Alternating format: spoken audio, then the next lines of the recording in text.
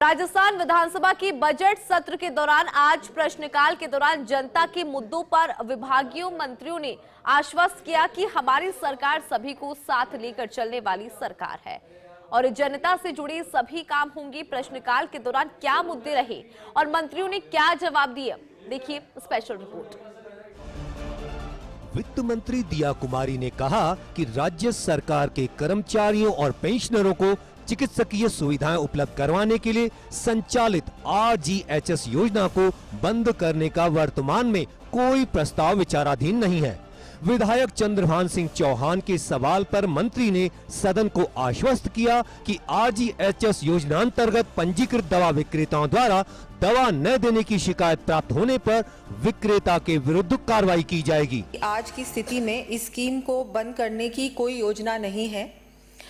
जहां तक रजिस्टर्ड अस्पताल एवं दवाई वाले इलाज करने अथवा दवाई देने से मना करने वाले जो ये आप माननीय सदस्य ने बताया कि वो मना करते हैं, तो ये गलत है और ऐसे प्रकरणों में सरकार द्वारा शिकायत प्राप्त होने पर उनके खिलाफ कार्रवाई की जाएगी। महिला एवं बाल विकास मंत्री दिया कुमारी ने जवाब दिया कि विधानसभा क्षेत्र मांडलगढ़ में कुल 24 आंगनबाड़ी केंद्र ऐसे हैं जो किराए के भवनों में संचालित हैं। इनमें से 4 केंद्रों के लिए भूमि आवंटन किया जा चुका है और भवन निर्माण के लिए प्रक्रिया चालू है। शेष 20 केंद्रों के लिए भूमि आवंटन के प्रयास किए जा रहे हैं। उन्होंने कहा कि भूमि आवंटन के बाद बजट उपलब्धता एवं प्राथमिकता के आधार पर भवन निर्माण की कार्रवाई की जाएगी। विधायक गोपाल शर्मा के सवाल पर कहा कि आंगनबाड़ी केंद्रों के नवीन भवनों का निर्माण नरेगा योजना के अंतर्गत कन्वर्जेंस के माध्यम से करवाया जाता है। केंद्र सरकार के मानदंडों के अनुसार एक भवन के निर्माण के लिए 12 लाख रुपए की राशि निर्धारित की गई है। आंगनबाड़ी केंद्रों के नवीन भवनों का निर्माण नरेगा योजना के अंतर्गत कन्वर्जेंस के माध्यम से करवाया जाता है। भारत सरकार द्वारा निर्धारित नॉर्म्स के अनुसार एक भवन के निर्माण के लिए 12 लाख रुपए की राशि निर्धारित है, जिसमें से 2 लाख रुपए विभाग द्वारा, 8 लाख रुपए नरेगा कन्वर्जेंस से तथा 2 लाख रुपए 15वें वित्त आयोग या जिला परिषद द्वारा अन्य किसी अनटाइड फंड से लिए जाते हैं। प्राथमिकता से क्रमशः किराए के भवनों, निःशुल्क भवनों, सामुदायिक भवनों एवं अंत में राजकीय विद्यालयों में संचालित आंगनबाड़ी केंद्रों का निर्माण करवाया जाता है। विधायक डॉक्टर जसवंत सिंह के सवाल पर विधि एवं विधिक कार्य मंत्री जोगाराम पटेल ने आश्वस्त किया कि बहरोड में जिला एवं सत्र न्यायालय की स्थापना के लिए राज्य सरकार द्वारा गंभीरता से विचार किया जाएगा। उन्होंने कहा कि बहरोड जिला एवं सत्र न्यायालय खोले जाने के मानदंड पूरे करता है। यहाँ मुकदमों की संख्या भी पर्याप्त है और न्यायालय की स्थापना के लिए जमीन एवं भवन भी उपलब्ध है। बहरोड और निमराना में मुकदमेबाजी भी ठीक है, कॉमर्शियल है, उद्योगों के क्षेत्र है। मेरा ये भी मानना है कि ये जयपुर दिल्ली मेन रोड पर भी है। माननीय सदस्य ने यह भी बताया कि इधर मिनी सचिवालय की आवश्यकता भी है, तहसील है, मापदंड भी पूरे करते हैं, जमीन है, भवन है। तो ऐसी स्थिति में माननीय सदस्य का दर्द सही है और उनकी बात अपनी जनता के हित के लिए। ऐसी स्थिति में सरकार इस मामले में गंभीरता से विचार करेगी कि बहरोड में भी किस तरह से माननीय राजस्थान उच्च न्यायालय की कमेटी के समक्ष प्रस्ताव भेजा जाकर उनसे सहमति लेकर के नियमानुसार संसाधनों की उपलब्धता के आधार पर बहरोड में भी जिला एवं सत्र न्यायालय खोला जावे। मैं माननीय सदस्यों को आश्वस्त करता हूं कि ये सरकार गंभीरता से इस विषय पर पूरा प्रयास करेगी और आपकी जनता को राहत देगी। विधायक प्रताप सिंह सिंघवी के सवाल पर वन राज्य मंत्री संजय शर्मा ने कहा कि वन भूमि पर अतिक्रमण बर्दाश्त नहीं किया जाएगा।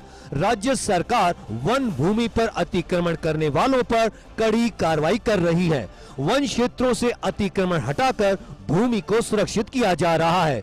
मंत्री का कहना था कि छबड़ा के अल्लाहपुरा गांव में वन विभाग की भूमि पर अनाधिकृत कब्जे के सभी 9 प्रकरणों में कब्जाधारियों को नोटिस उपरांत पेनल्टी लगाकर सभी अतिक्रमियों को वन भूमि से बेदखल कर दिया गया है। अलाकपुर गांव का जो उल्लेख किया, ग्राम अलापुर के सभी 9 प्रकरणों में कब्जेधारियों को नोटिस जारी कर दिए गए और सुनवाई पूरी हो चुकी है।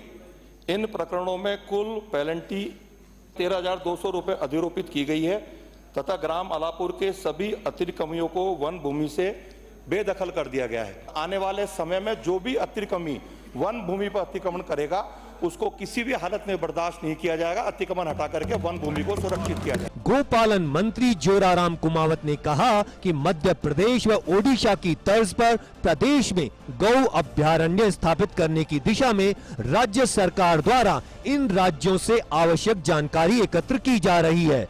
परीक्षण के बाद प्रदेश की भौगोलिक स्थिति के अनुरूप वित्तीय संसाधनों की उपलब्धता अनुसार इस संबंध में निर्णय लिया जाएगा। विधायक काली चरण सराफ के सवाल पर मंत्री ने कहा कि वर्ष 2018-19 में तत्कालीन राज्य सरकार द्वारा बीकानेर जिले के नापासर ग्राम में 5 करोड़ रुपए की लागत से गौ अभयारण्य स्थापित करने की घोषणा की गई थी। इस गौ अभयारण्य की स्थापना के लिए राज्य सरकार की ओर से 5 करोड़ रुपए एवं एमओयू की सहभागी संस्था द्वारा भी 5 करोड़ रुपए की राशि दिए जाने का प्रावधान किया गया था। पूर्ववर्ती भाजपा सरकार ने वर्ष 2018-19 में वित्त एवं विनियोग विधेयक पर बहस के जवाब में तत्कालीन मुख्यमंत्री महोदया द्वारा बीकानेर जिले की ग्राम नापासर में 5 करोड़ रुपए की लागत से गो अभयारण्य स्थापित किए जाने की घोषणा की थी। इस गो अभयारण्य में 5 करोड़ रुपए सरकार लगाने का प्रावधान था और जिस संस्था के साथ में एमओयू हुआ उसने भी 5 करोड़ रुपए लगाने का एमओयू किया था। पर्यटन मंत्री दिया कुमारी ने नेचुरल एवं हेरिटेज टूरिज्म को बढ़ावा देने के लिए आभानेरी दौसा को आइकॉनिक टूरिज्म डेस्टिनेशन के रूप में विकसित करने की घोषणा की। उन्होंने कहा कि केंद्र सरकार के भारतीय पुरातत्व सर्वेक्षण की ओर से आभानेरी चांद बावड़ी व हर्षद माता मंदिर में संरक्षण और मरम्मत कार्य करवाए जाएंगे। बजट 2025-2026 में रूरल टूरिज्म एवं हेरिटेज टूरिज्म को बढ़ावा देने के उद्देश्य से आभानेरी दौसा को आइकॉनिक टूरिज्म डेस्टिनेशन के रूप में विकसित करने की घोषणा भी की गई है।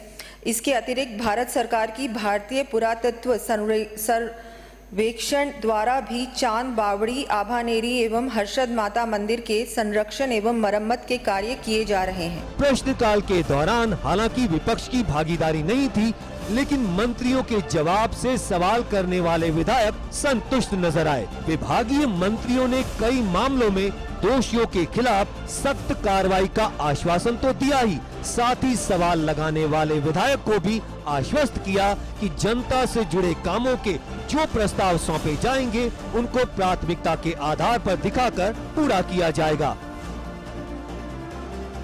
विधानसभा में प्रश्नकाल के दौरान आज विपक्ष तो नदारद रहा, लेकिन जिन विधायकों ने सवाल लगाए थे उनको लेकर विभागीय मंत्रियों ने आश्वस्त किया कि हमारी सरकार जनता से जुड़े किसी मामले में कोई कोर कसर नहीं छोड़ेगी।